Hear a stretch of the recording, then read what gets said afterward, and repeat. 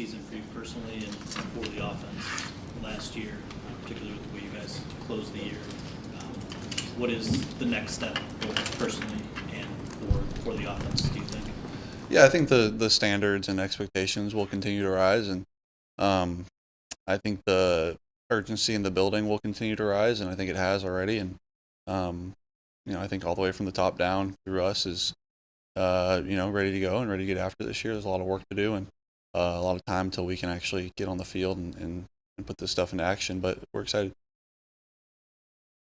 Consistency, is that one of the big kind of keywords for the offense this season? Is Yeah. not having one week where you're really good, maybe a running team or passing team or whatever, just being that consistent top line offense, 17 games. Yeah, consistency and detail and standard of execution, I guess, kind of what I just spoke to.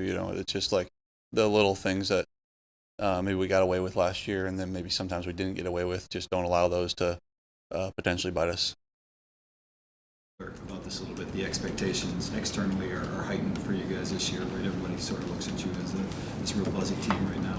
How does that change things internally, just in terms of like, when you wear the bullseye, I guess? Is there something you have to be? I don't think we have a bullseye. No. I mean, we've missed the playoffs. Why would we have a bullseye?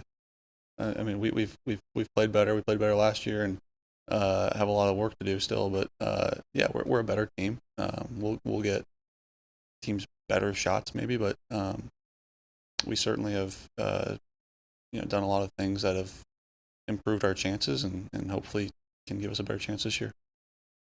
Elaborate just a little bit on the elevated urgency. What does that mean? 'Cause it seems like Well, I think you see it up top too. Like just the moves they made in the offseason. It's slightly more aggressive this year, and this is my third offseason here now, and you can see the aggressiveness in them, and it trickles into us. We see everything. We know what's going on. In a couple of weeks, the draft will come, and there'll be more of that there. But the aggressiveness of taking our shot and knowing that we have a team that can compete with anybody, and really go try to make some noise this year. You guys are the favorites to win the division. I don't believe there are any favorites to win anything in April. What do I know? A lot can change from now until August or whatever. We like what we've done in the off season and last year, but plenty of stuff to get better at and work on.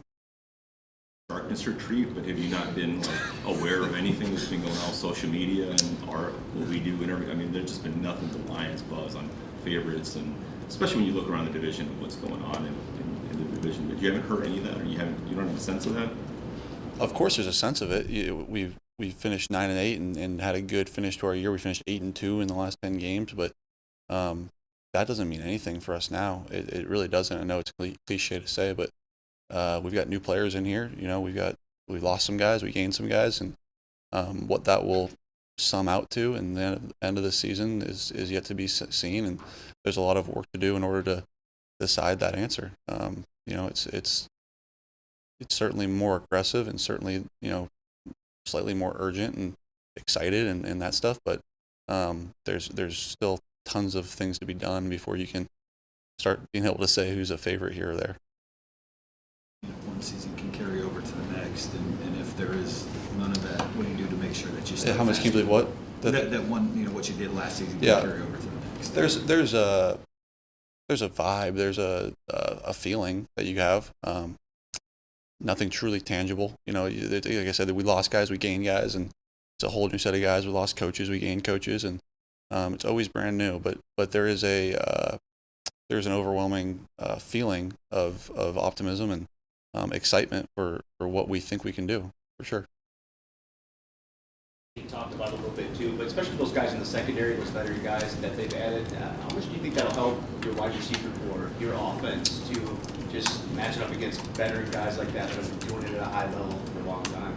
Yeah, the overall competition is going to be fun, man. It's going to be really fun. Sutton and Mosley and CJ are the three that I think of that we've added. They're three, good veteran players who have had really good success and will come with, leadership skills and the ability to push people and, not only their side of the ball, but certainly our side of the ball. And it'll be fun. I'm sure it'll be chippy at times in training camp, and that's always fun. But, yeah, I'm excited to compete with them.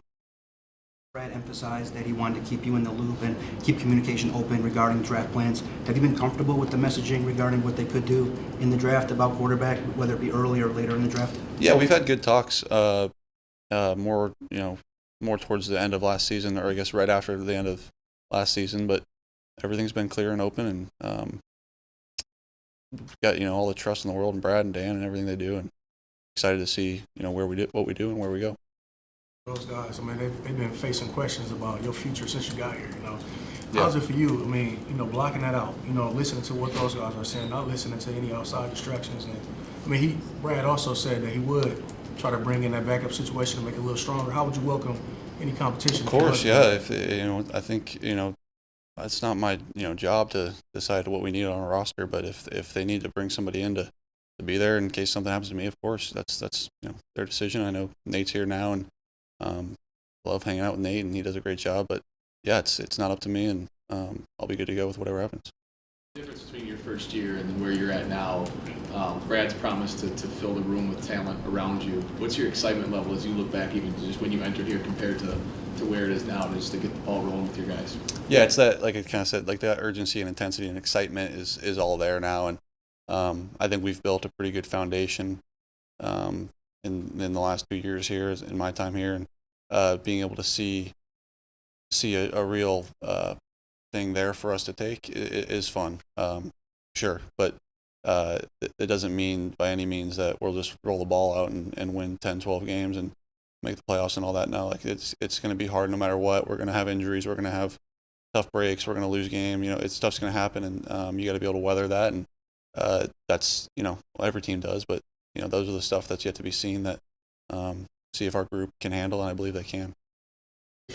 How's the throwing session going in California a couple of weeks ago? Great. How important are those, Jared, to Yeah. get the guys together? It's fun. It's so much more beneficial just for the reason of being around guys and just haven't seen them in a while and get to hang out and throw with them and go to dinner and just hang out. But yeah, we got good work a couple days, and it was fun. How's y'all communication been? I know you had to be on the fly a little bit and kind of bring him in last year, but it's early in the off season. But how's the communication been with him and developing the time, and how are you feeling about y'all relationship? Yeah, it's good. He was there. We had some good work those 2 days, and it's good. It'll continue to develop. I can't wait to get on the field with him and be out here and get the.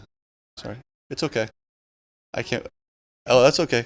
I can't wait to get on the field with him and get to work with him and really get to dive into some stuff and get to work on plays and get to work on routes and really without the consequence of in games implications, be able to work on things freely, and I think that'll be fun. He's a tremendous talent and a guy that can do so many amazing things for our offense, and I'm excited to see where he goes. Years left on your deal. Have you guys started talking about an extension? No. At all with the Lions? Is that something you'd like to get done or talk about? Not up to me. Do you think that Jalen Hurts did just get paid? Did he? I didn't see it. How does that make you just think about maybe your future and what? Yeah, that's how the league goes. Guys get paid, and then 10 more guys will get paid, and then you're towards the bottom, and then hopefully it happens again, and things go like this, and hopefully I can play for a long time, and play in this league and win games and win championships and do all that stuff, and the money and the contracts all comes with that. But really just enjoying your time and being present and enjoying the people around you and your teammates is the most important thing. But all that will come, and congrats to Jalen, and it's fun times. Are you open to something here? I mean, it seems like 2 years you've had a good time here, and obviously it could talks could progress this summer with you in the organization. How open are you to maybe getting something to?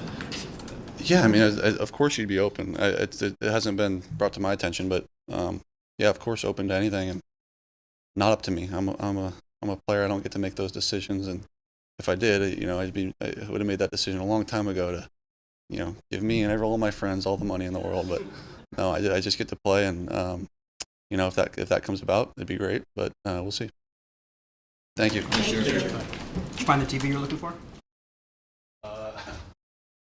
Yeah.